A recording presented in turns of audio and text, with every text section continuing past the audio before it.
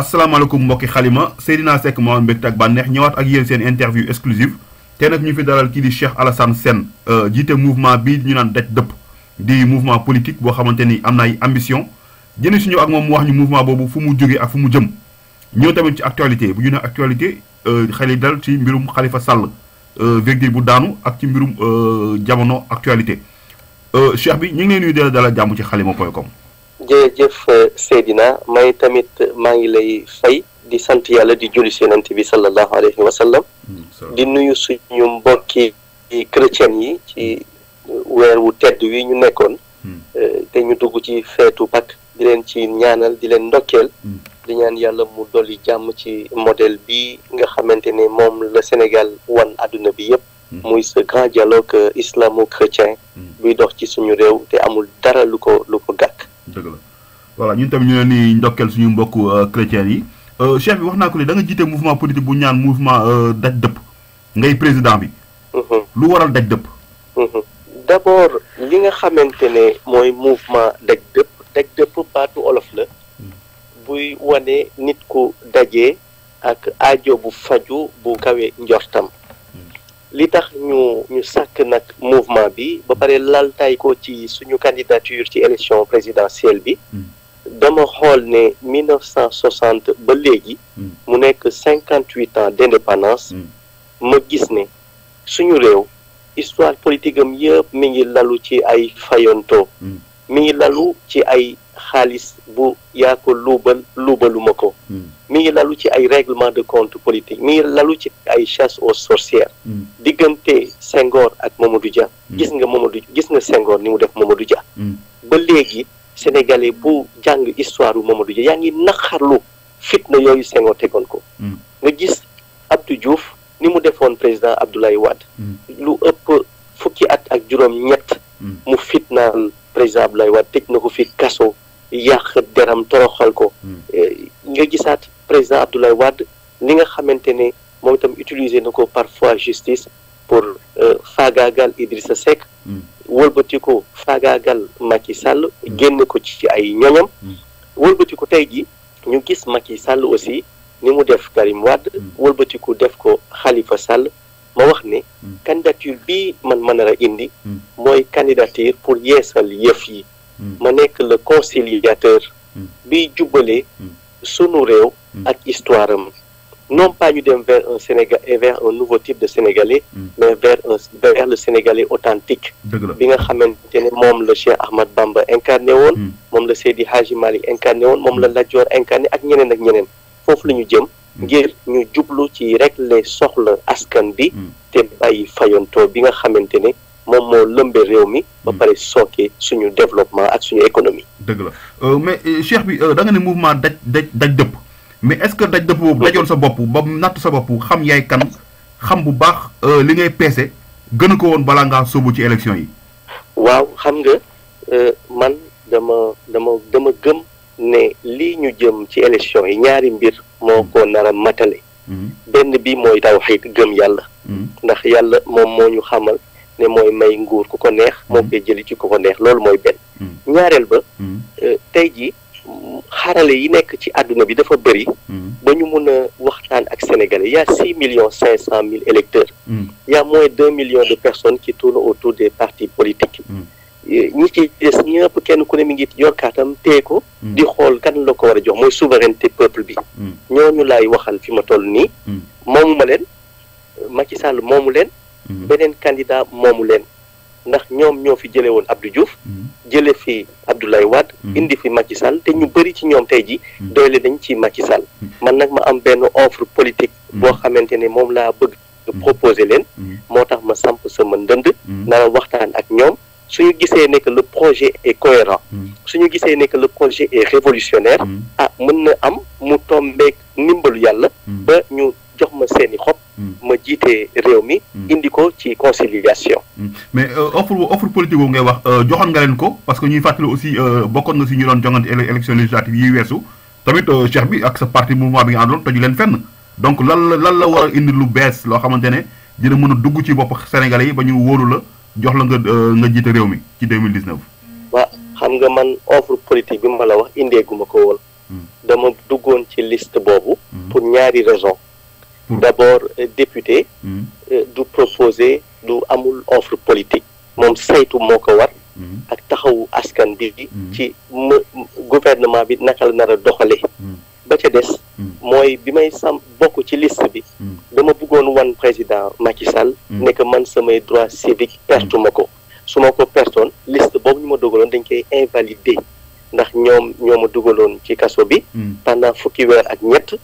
jugement amu ci waaye ñoom yenn saa yi ñu wër wax ne que man mënuma présenté wu ci lenn ndax dama perdre samay droit civique mais droit civique yi maa ngi moom ndax sama liste boobu validé woon nañ ko yow yaa ngi woon ca biir ñaareel ba aussi tey jii ñun amoon nañu 14000 voix ci élection yooyu ñu génn raw ku mel ni Abdoul Mbaye lu bëri lañ ko rawee te ancien premier ministre la woon mais ñaareel ba élection yooyu fiableul parce que ñun amuñu loolu ñun régime en place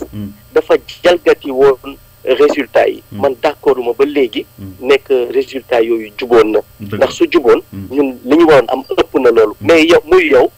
muy man xam nga ni dañu tricher pour tey ji am majorité mécanique bii ñu am à l'Assemblée nationale ba léegi ñu ngi koy dénoncer mais fa ñu koy dénoncer foofu moo sookee muy justice suñu réew moo tax bëgg nañu suñu jëlee réew mi ñu indi ay banqaas yu bees ba justice bi tegi ci yoon te kenn dootul mën a xocc le parquet général comme ni ko chancellerie di ko defee jamono ji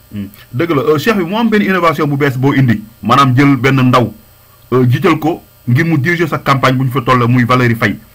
pourquoi ce choix d'abord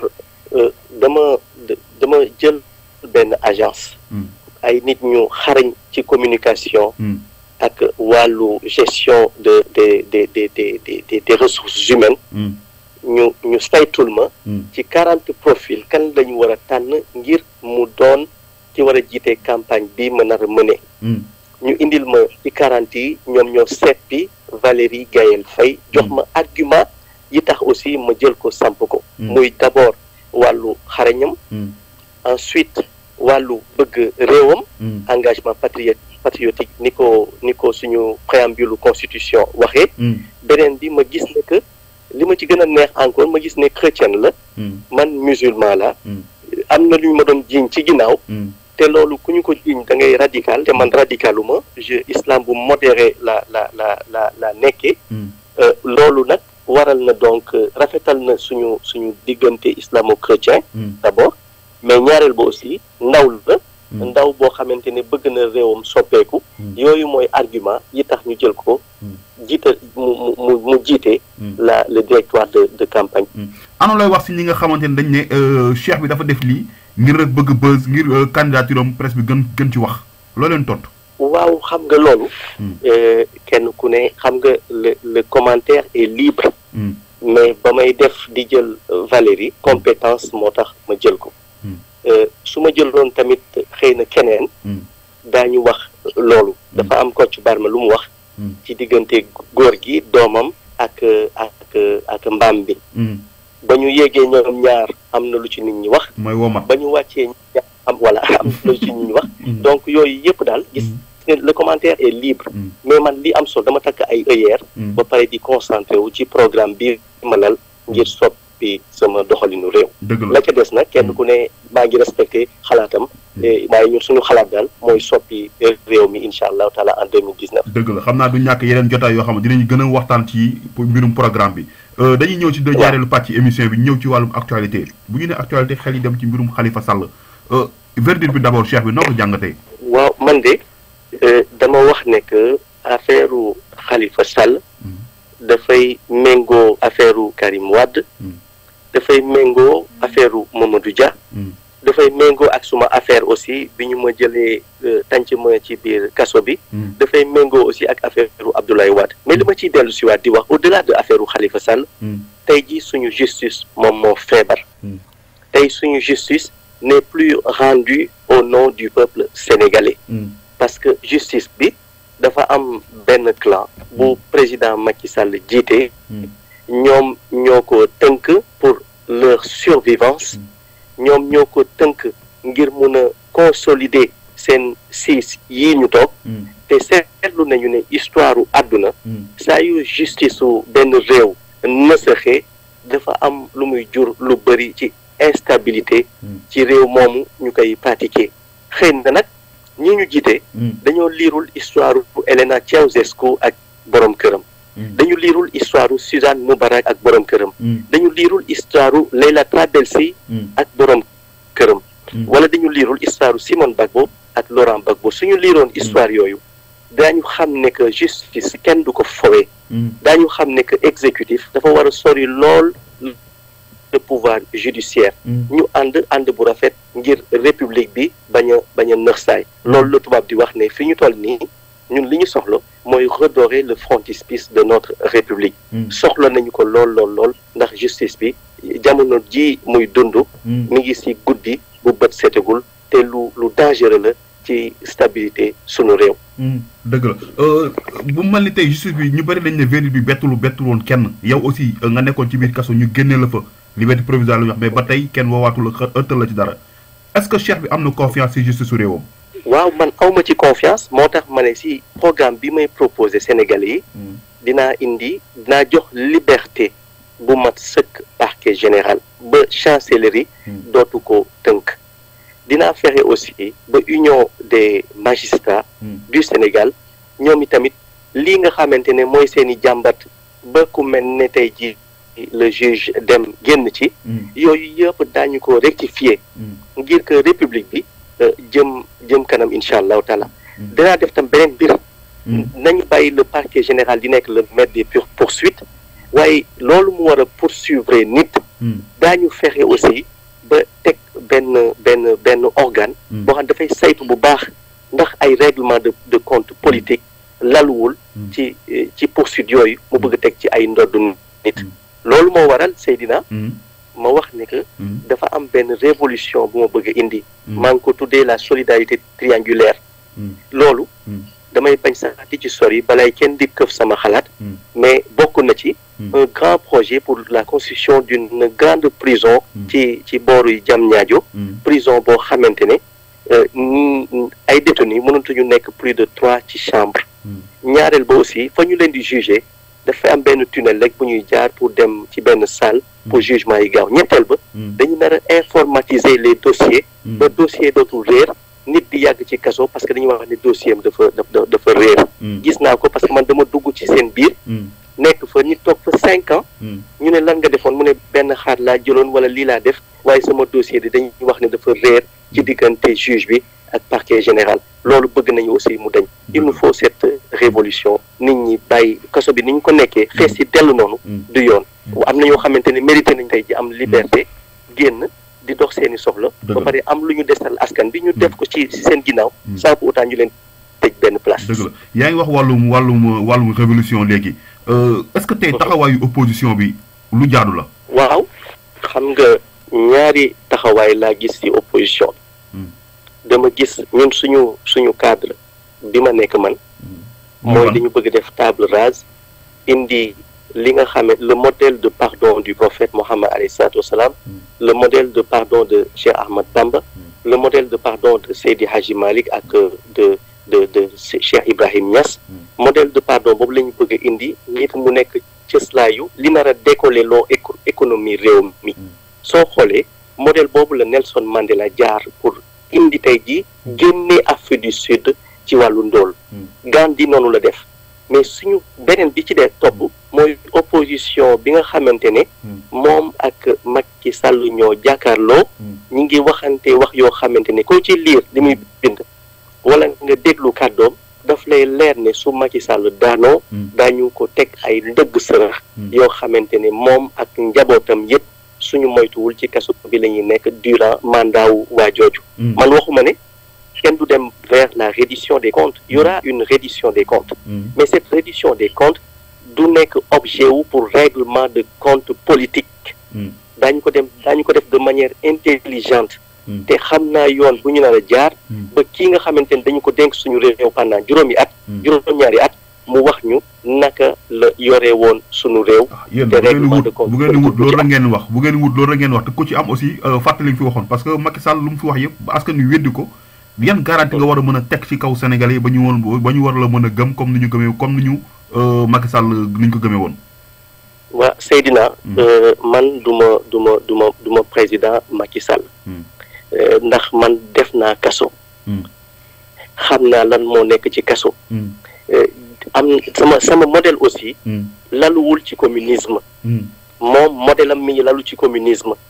soo ko xoolee bu baax dafay xiifal nit ñi pour mun a jàkkaarloo ñoom waxanteeg ñoom ñun suñu modèle dafa lalu ci yërmande moo tax Seydina mun naa sax empiéter le pas dafa am ku ma laaj bërki démb ne ma lan laa xalaat ci 6 ans yi Macky Sall def ci bopp réew mi ma ne ko Macky Sall mënul changer dundinu réew mi Macky Sall mënul créer le miracle parce que xam nga lu tax Seydina lu tax loxo ndeyjooram daf ci tee lu ñuy wax jekku njatu defe naa xam nga jekku njatu leeral moomu ko moom mooy lu mel ni cravache sol mbubb boo xamante ne mbubbu tëjaate kaso la sol caaya ju amul ñoor joo xamante ne moom lay fitnaalee askan bi jël cooncoom càmmoñ làqee ko njabootam jël cooncoom ndeyjoor di ko këddee ñi nga xamante ne ànduñu ak moom loolu yëpp yaram bu koy def mënul jublu ci xel mu sell bay yëkkati réewam métti na moo tax suñu réew na sax fu mu toll ni lii moo tax ma ne il va fa dem vers une révolution intelligente pour soppi ni nga xamante ne mooy fayonte yi xew soxlaatuñu ko li ñu soxla tey mooy ku ñëw Seydina ñun am nañu 700 kilomètres de côte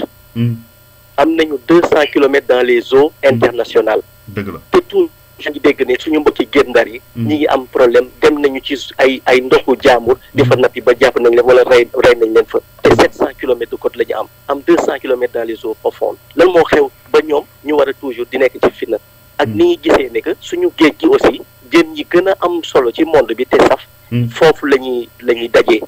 loolu problème la soo xoolee tey ji ñu am gaz am pétrole or bi am na fu muy jógee ñoom ñu làq ko ba xamuñu lan moo fay bàyyi ko gis nañu tam zircon bi fa ñu koy jëlee di ko yóbbu te Sénégal gisu si boppam loolu yëpp la ñu bëgg dajale ñu xool naka la ñuy def ba waxtaan ak Occident waxtaan ak suñu partenaire stratégique lu mel ni la France wax leen ne nag léegi du ay nit ñu tënk ñoo nar a waxtaan ak yéen nit ñu nekk ci indépendance gëm seen bopp wóolu seen bopp gëm seen réew di dund ci engagement patriotique ñoo dana waxtaan ak yéen d'égal à égal wax leen ne suñu askan nag soxla na tey ji lu ko yëkkati 1960 ba léegi yéen a ngi jël suñu at yi yëf bàyyi leen ñu nag ñu jiite tuuti suñu réew ngir askan bi dugg ci épanouissement mais fàttali mbokk yi yéen a seen biir émission interview exclusive fii si Xalima ñu fi dalal Cheikh Alassane Sène jiite mouvement bi bu ñu naan daj dëpp Cheikh bi tey mu ngi doon tënkal 6 ans Macky Sall ci wàllum démocratie lu ñu siy tënkal préambule constitution sénégalaise dafa wax ne mi ngi lalu ci les valeurs culturelles fondamentales ñu ne lan mooy cëslaay bi ñu ne liggéey la dimbalante ak engagement patriotique valeur culturelle fondamentale dafa bañ reniement de la parole donnée mooy wax sa kàddu ba pare dellu ginnaaw gis nañu ne président de la république ci 6 ans yi li mu gën a exceller ci mooy kàddu bu mu wax ba pare jalgati ko ci wàllu nomination ci wàllu mandat boppam te loolu mooy rompre le serment divin loolu mooy rompre le serment divin ndax yàlla moo ko joxoon juróom-ñaari at jaarale ko ci askan bi à plus de 65% moom mu ñëwaat taxaw ci mbooloo yëpp wax ne da dëgg la yàlla joxoon na ma juróom-ñaari at waaye juróomi at lay def ngir wéyal démocratie sama réew jaam ak pexe ak yàlla dogalam tamit loolu tam du ko nangul mu gis ne temps bi mi ngi jàll yëpp ko donc mu nag loolu xam nga la parole donnée dafa am solo ci valeur culturelle fondamentale mag gis nga dafa am mag mu baax wàllu yu yàlla bu nekkoon ci réew mi ànd ak chauffeur am dem ci mécanicien orom panne bi mu demee mécanicien bi ne ko 500 000 moo koy defar mu ne suba dinañ ko indi le lendemain mu yónni chauffeur bi dem waxaaleeg waa ji ba mu fanweeri junni mu delloo si sëriñ bi monnaie bi sëriñ bi xool ko mu ne ko jàkk mu ne ko sama kàddu démb noo koy def man nag kàddu googu pour man dafa am solo su ma nee Seydina suba war nañoo def nangam defe naa ne si kàttanu yàlla dara waru ko dindi nit dafay fonk kàddoom te président tey fooye na kàddoom lii moo tax discours bi mu nar a def le 3 avril ñun amuñ ci yaakaar le discours ne nous concerne pas le discours ne concerne pas les Sénégalais le discours ne concerne plus la République parce que celui qui incarne aujourd'hui la République a renié sa parole donné et cette parole était sacrée ndax moom moo incarné moo nekk le chef suprême des armées nekk le gardien de la constitution te constitution bi ci article ci préambule bi dafa wax les valeurs culturelles fondamentales mu jalgati ko donc kooku mériteetul jiite askan bu toll ni Sénégal. ci wàllum liberté doomu aadama nag. liberté yi gis que ni ñu ko bafoué tey ji ku fi wax ñu tëj la ku mu gis ne adversaire am nga mu daal di fexe naka la lay nësa xale moo waral tey ji wax yombatul ci réew mi wax naa benn nit ma ne ko président Macky Sall oto yi muy génne te ndox mu tàng nekk ci génnewu ko pour dissuader daf ko génne pour sotti ko nit ñi ndax moom dafa yaakaar ne doole pour dóor la te wax yow de xam nga ci dara yow xam nga ci dara yow ay wax moo taxoon ñu tëj la 13 mois waa dëgg la te boobu ba léegi génne ba léegi waxatoo nag ma def sëy na mooy def lu tedd ne man baale na donte tooñ nañ ma tooñ bu mag nag isolé ma pendant 13 mois yàq sama der aussi à travers le net yenn saa yi ma dajeek nit waxtaan ak moom ñetti yoon mu jooy ne ma wallahi xaw ma woon ne nii nga mel ndax dañ ma diaboliser def leen neex waaye loolu yëpp man baale na parce que dama bëgg réew mi dox te pour réew mi dox il faut ñu indi jéggale ak jëllale ci loolu la ñu taxaw ci loolu sax la ñuy mujjee wax ci coow loolu parce que Cheikh bi lan moo dox sa diggante ak Macky Sall lan ngeen seqoon démb ak lu yàq diggante boobu ba tax buñ la waxee waxu Macky Sall aussi am na ñoo si ñëwee tamit day mel ni am na lu doon naqari trop ci diggante Macky Sall ak soxna si. waaw li ma naqari ci président Macky Sall mooy le fait que mu ñàkk kóllëre moom président de la République. loolu mooy benn. dañu seexoon kóllëre waa dañu seexoon kóllëre wax dëgg yàlla. seexoon kóllëre gu mag. ba pare ma ne àdduna ñaari moo fi nekk. mooy ki la yéene nga am jàmm. ak ki la yéene saafaan ba. man dama bokkoon ci ñi ko yéene mu am jàmm. te delluwuma woon ginnaaw benn yoon. ci jàmm jooju di ko ci dimbali nag ci biir. comme ci biti ci zahir comme ci baatin. dëgg la ñu daan nekk mag moom di waxtaan. man tam may rectifier lu bëri ci moom. parce que gisoon naa aussi si président Macky Sall. mu nekk nit koo xam ne ku gaaw a tiit la ku gaaw a jaxasoo la yooyu bokkoon na ci yi ma xawoon sax dina tiital ci gis yoree réew fan la jëmale réew. yor naa benn audio Ahmed Khalifa Niass muy wax lu mel noonu. waaw dëgg la dafa gaaw a tiit. dafa gaaw a jaxasoo. waaw loolu nag bokkoon naa ci ñi nga xamante ñi ngi ko doon dimbali pour def ko guerre moo tax yenn saa yi sax su sama candidature bi. su nit ne daf ko xaw a reetaanloo dama ne da ngeen a xamul. ñun bokk nañu ci ñi nga xam ne dimbali nañu ay président wala ñu bëggoon nekk président yokku leen structure yokku leen pas-pas yokku leen courage ngir ñu mun a jàkkaarloo seen askan taataan seeni ay xob donc tey suñu gisee président mu mun ma man jël mi man personnellement ak fi ma jaar ak moom bu daan ñëw sama kër guddi ak bëccëg may dem lante ak moom séq ak jabaram aussi jàmm ju mat sëkk ñu dem ba ci biir mën ma jël taxal ma ci loo xamante ne defuma ko wëlbatiku dugal ma ci kaso bi pendant fukki weer ak ñett man may xeex ak ñoom intelligemment ba ñu bàyyi ma te procès amu ci su ma gisee nit ku mel noonu ak taxawaay bu mel noonu damay wax ne man tiit naa jamono ji ci sama réew moo tax bokk naa aussi ci ñiy wax ne dañu war a xeex ba Macky Sall en dernier lieu warul bokk ci élection présidentielle yi ñu jëm il va falloir que ñu xeex ba imposer au président Macky Sall mu reculer génn boppam ci parenthèse histoire du Sénégal ndax lii parenthèse la li gàcce la pour ñun le fait que ñu am ku mel ni mu jiituñu te mérité wul wax dëgg yàlla jiituñu dëgg la sax constitution bi may na ko mu laajaat kàddu askan bi waaye yenn say histoire dafay pousse les grands hommes ñu dem ba jël décision moo tax je rêve que ci 3 avril bi ci biir discours am mu leen ne du présenter waat pour un second mandat rêve la et je sais que ça sera difficile pour mu exaucer mais c'est un rêve bu dee loolu ngay rêve di nga yéexee yeewu sa cheikh bi waaw dëgg la en tout cas mbégte loolu ak bànneex daje yow ci émission ana yan kàddu ngay daanele xanaa di profiter di woo askan bi ci projet bi ñu pour soppi yëf yi taxali ko aussi ak waxuma sax ñu renouveler la classe politique mais je veux qu'on change radicalement ñu indi fi ñu bees pour que réew mi taxaw jëm kanam lii Rwanda réussir en si peu de temps daf ko def ginnaaw bi mu amee ay rayante yu metti diggante Hutu yi ak Tutsi yi lii nga xamante ne Côte d'Ivoire ak 2 chiffres croissance bi dafa génn ci xeex pour am ko soo demee à Dubaï pétrole amu fa Dubaï laa wax Dubaï waxuma Abu Dhabi Dubaï laa wax pétrole amu fa mais tey ji bokk na ci ëpp solo sur le plan économique dans le monde te ñoom seeni position stratégique Sénégal moo leen ko gënle ba tey Dakar gis nga ni mu jàkkaarloo ak États-Unis gis nga européens yi aussi ni ñu mel ak ñun lu mel noonu man jàpp naa ne ku mel ne président Macky Sall juddu après indépendance wax dëgg yàlla su ñëw bi mu ñëw fii dafa waroon nekk ñu ne kii bokk na ci ñi créer théorie ak pratique bi suqali Sénégal nañ ko jël ñu adopté ko ci yeneen i réew ci àdduna bi mais doxalin bii mu nekkee mi ngi ñuy fàttali Bokassa